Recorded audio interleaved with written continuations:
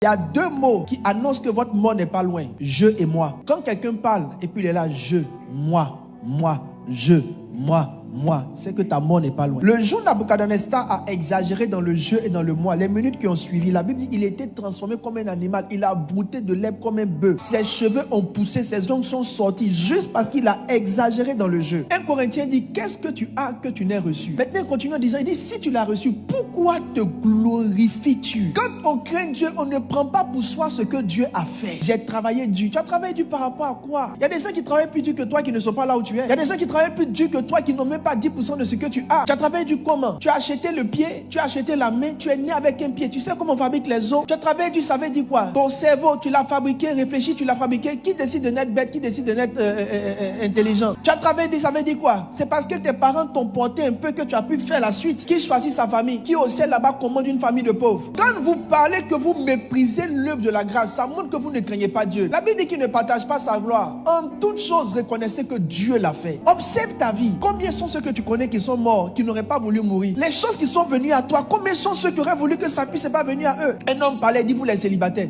Mais même le mariage, que quelqu'un te regarde, que la personne t'aime, que la personne puisse te marier, ça dépend de la grâce de Dieu. Souvent même ce n'est pas l'argent qui fait. Il y a des gens, j'ai vu des familles dans lesquelles le gars il peut marier la fille, mais il y a un papa qui dit il veut pas. Et c'est resté là, le mariage n'a pas abouti. Tout ce que Dieu fait dans votre vie, rendez gloire à Dieu pour tout. C'est ne pas craindre Dieu que de manquer le principe de la grâce. Les hommes sont paresseux. Quelle histoire de paresse? Est-ce que toi tu sais ce que les autres... Tu penses que tu es vraiment courageux? Si chacun est honnête, tout ce qu'on est, c'est comme si à un moment donné, il y a une certaine grâce qui nous a touchés. Le fait même que tu aimes l'école, c'est parce que tu es né dans un environnement où les gens étudiaient. Tu serais né ailleurs, ce qu'ils aiment, c'est ce que tu aurais aimé. Les délinquants que vous voyez dehors, si c'était né dans une autre famille, leur vie serait différente. Qu'est-ce que tu as payé pour être là où tu es? Qu'est-ce que tu as payé pour avoir ce que tu as? Donc quand tu as toutes ces choses, ce qui est normal que tu puisses faire, c'est de reconnaître la grâce. Moins tu reconnais la grâce et que tu dis Dieu se sent insulté. Parce que beaucoup de personnes auraient aimé à ta place.